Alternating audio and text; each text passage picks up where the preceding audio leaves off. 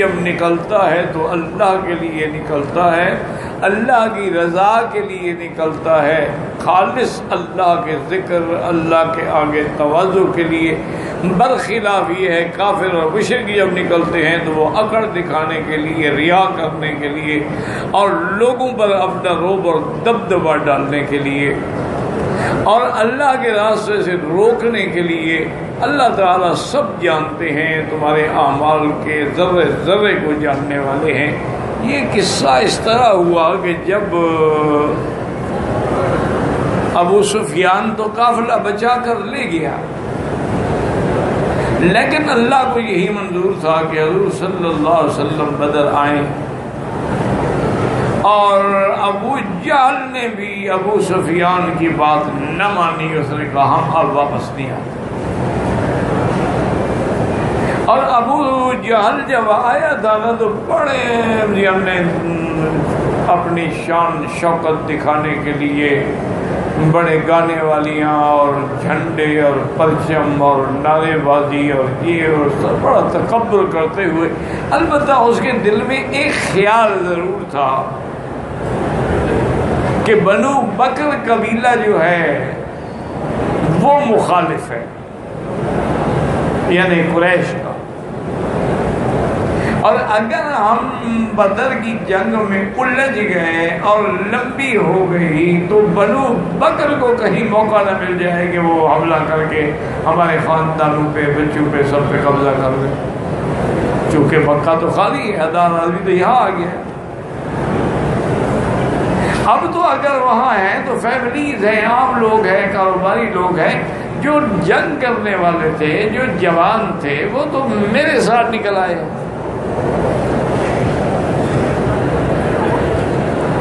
اور ان قبیلوں کا بنو بکر، یعنی بنو بکر کا اور بنو مزعج، یہ دو قبیلے تھے جو قریش کے ساتھ جن کا جھگڑا تھا، جن سے وہ ڈر رہا تھا۔ ان کا سردار جو ہے وہ سراقہ تھا، تو ابلیس لعین کو موقع ملا تو وہ سراقہ کی شکل میں ہی گھوڑے پہ سوار ہو کے اور اپنے چند شیاطین کو لے کے ابو جہل کے پاس رستے میں پہنچ گیا اور نے کہا کہ تمہیں اب کوئی ڈر نہیں کرنا چاہیے، انی ڈر میں جو تمہارے ساتھ ہوں۔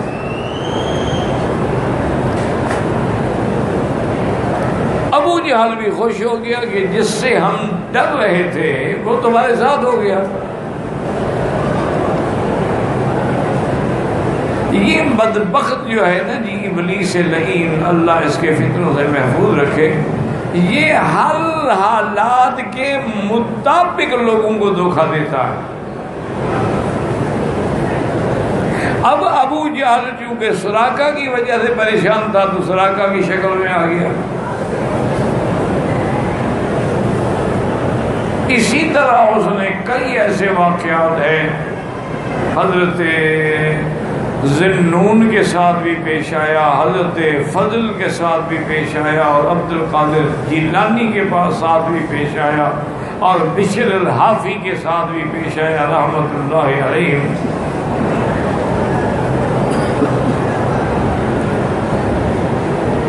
وہ عبادت میں مشغول تھے، اللہ کے ذکر میں مشغول تھے کہ یکدم درخت جو ہے اس کے پتے پتے سے روشنی آنے لگی، درخت منور ہو گیا، روشنی آ گئی۔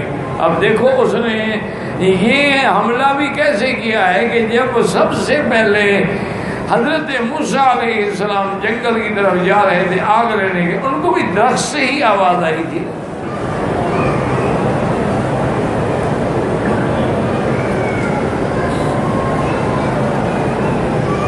تو یہ بدبخت یعنی اس کو کہتے ہیں تلبیس ابلیس، یعنی ابلیس کا کسی کو دھوکے میں مبتلا کرنا۔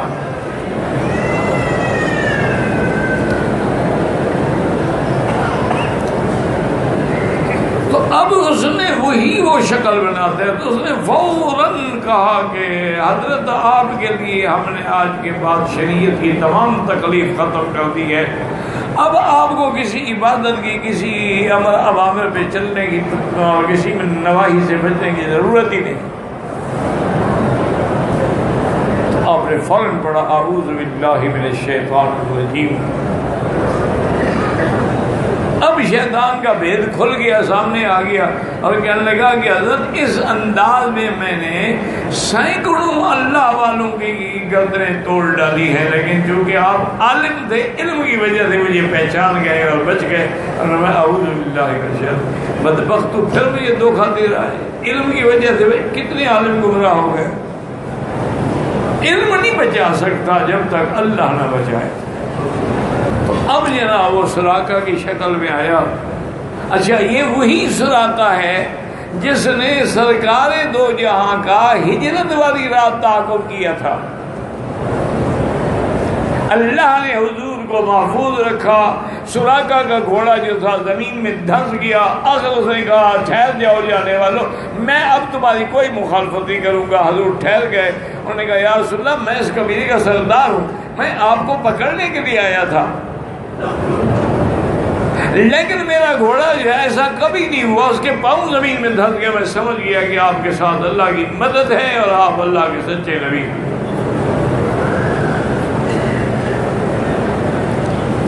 میں آپ کے ساتھ ایک وعدہ کرتا ہوں کہ ایک وعدہ آپ میرے ساتھ کریں۔ حضور نے کیا بات؟ انہوں نے کہا حضور ایک تو میں وعدہ کرتا ہوں کہ اب اس راستے سے آپ بے غم ہو کے مدینے جائیں، میں کسی کو بھی آپ کے پیچھے نہیں آنے دوں گا۔ میں آیا تھا پکڑنے، اب میں آپ کا پہرے دار ہوں۔ اور ایک وعدہ آپ بھی کریں کہ اگر اللہ آپ کو کامیاب کر دے تو اس علاقے کی سرداری مجھ سے نہیں چھینی جائے گی۔ حضور نے فرمایا تم اس کی سرداری کی بات کر رہے ہو، ایک وقت آئے گا جب کسریٰ بادشاہ کے کنگن تیرے ہاتھ میں۔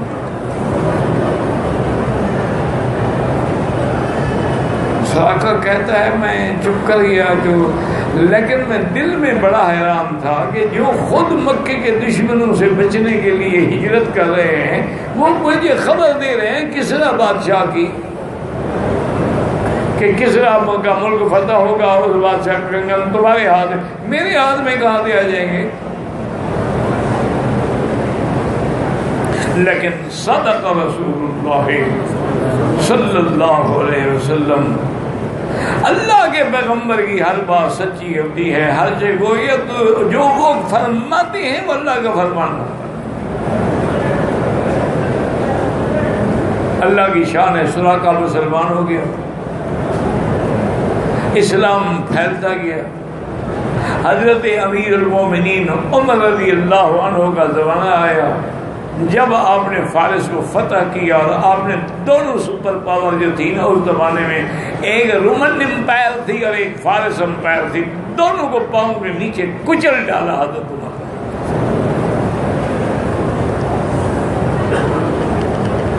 دریا آئے تو جا رہے ہیں اور پہاڑ آئے تو جا رہے ہیں، اللہ کے ماننے والے کسی سے نہیں گھبرائے، اللہ کے دین کے لیے نکلے ہیں۔ نتیجہ یہ نکلا کہ رومی طاقت بھی ختم اور فارس کی طاقت بھی ختم، اور کسریٰ بادشاہ کے مال غنیمت میں جو زیور آئے، کنگن آئے، تو حضرت عمر رو بھی پڑے اور فرمایا این سراقہ، سراقہ کہاں ہے؟ سراقہ کو بلایا، فرمایا کہ تمہیں یاد ہے حضور نے فرمایا تھا کہ سراقہ بادشاہ کے کنگن تیرے ہاتھ میں ہوں گے، یہ بادشاہ کے کنگن ہے اور پہن کے مجھے دکھاؤ۔ فبقى سراقہ، تو یہ وہی سراقہ ہے، اور ابلیس آج اسی کی شکل میں آیا ابو جہل کے پاس۔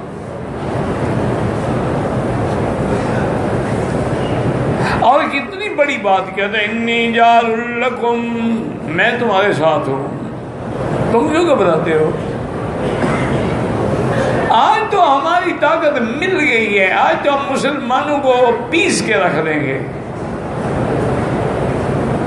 اب جناب چل پڑے اور کٹھے گھوڑے دوڑا کے چل رہے ہیں، اور جب میدان بدر میں آئے، چونکہ ابلیس جو ہے وہ تو جن ہے نا، وہ دیکھ سکتا ہے، ہم نہیں دیکھ سکتے، اسی لیے جن کو جن کہتے ہیں نا، یہ چھپا ہوتا ہے، اور جن دیکھ سکتا ہے۔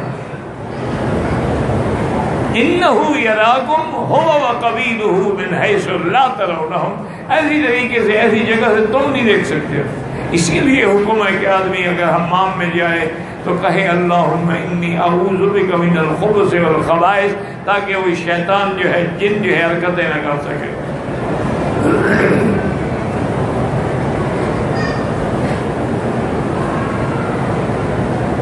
اب جناب یہ ہے کہ اس نے جب وہ آیا نا جی مقام بدر کے قریب، تو اس نے دیکھا کہ جبرائیل اور میکائیل کھڑے ہیں، چونکہ پہلے وہ مرحلہ اعلیٰ میں بھی رہا تھا نا فرشتوں کے ساتھ، پہچانتا تھا نا وہ بدبخت۔ اب وہ اس نے پیچھے ہٹنا شروع کیا۔ ابو جہل نے کہا کیا کر رہے ہو؟ اس نے کہا کہاں جا رہے ہو؟ اسی کو قرآن نے بیان کیا ہے کہ جب سامنے جماعتیں آئیں تو نکس علی عقبیہ، اب الٹے پاؤں پیچھے ہونے لگا۔ تو اس نے کہا بھی تمہیں کیا ہو گیا؟ قال انی اری ما لا ترون، میں جو دیکھ رہا ہوں تم نہیں دیکھ سکتے۔ انی اخاف اللہ، اور میں اللہ سے ڈرتا ہوں۔ واللہ شدید العقاب، اللہ سب سے زیادہ عذاب دینے والے ہیں۔ اب رسی توڑوا کے بھاگ گیا۔ اب تو جناب ابو جہل کے بھی دماغ کے پردے ڈھیلے ہو گئے کہ ہوا کیا، کیا دیکھا اس نے؟ کہا تو نہیں نا کہ میں نے یہ دیکھا ہے۔ اور دوسری بات یاد رکھو کہ یہ جو اس نے کہا کہ انی اخاف اللہ، میں اللہ سے ڈرتا ہوں، کیا یہ جھوٹ ہے یا سچ ہے؟ اگر اللہ سے ڈرتا تو ایسی حرکتیں کیوں کرتا؟ اگر اللہ سے ڈرتا تو وہ پھر اپنی ابلیسیت کیوں قائم رکھتا؟ اور ہمارے فرمایا کہ نہیں، اس وقت وہ ڈر رہا تھا کہ سامنے ملائکہ، میں قریب گیا تو مجھے ٹکڑے ٹکڑے گا۔ اگر ابتدا سے حقیقت ڈرتا تو مسلمان ہوتا، کلمہ پڑھتا۔ یہ وقتی خوف ہے کہ جب اس نے دیکھا نا تو کہا انی اری ما لا ترون، اس لیے وہ کہہ رہا ہے کہ میں ڈر رہا ہوں۔ اور اللہ تبارک و تعالیٰ اگر عذاب دینا چاہے تو ان کا سب سے بڑا عذاب جو ہے اللہ کا عذاب ہوتا ہے۔ اور اسی واقعے کے بارے میں اللہ نے قرآن میں فرمایا وَإِذْ يَقُولُ الْمُنَافِقُونَ وَالَّذِينَ فِي قُلُوبِهِم مَّرَضٌ غَرَّ هَٰؤُلَاءِ دِينُهُمْ، جب کہا منافقوں نے، اور وہ لوگ جن کے دل میں مرض ہے، دل کا کھوٹ ہے، دل کی بیماری ہے، غَرَّ هَٰؤُلَاءِ دِينُهُمْ، ان مسلمانوں کو ان کے دین کی وجہ سے دھوکا لگا ہوا ہے کہ ہم کامیاب ہوں گے۔ لیکن یاد رکھو کہ منافق اور آگے دونوں لفظ آگے والذین فی قلوبہم مرض، حالانکہ پورے قرآن میں یہ لفظ منافقین کے لیے آیا ہے۔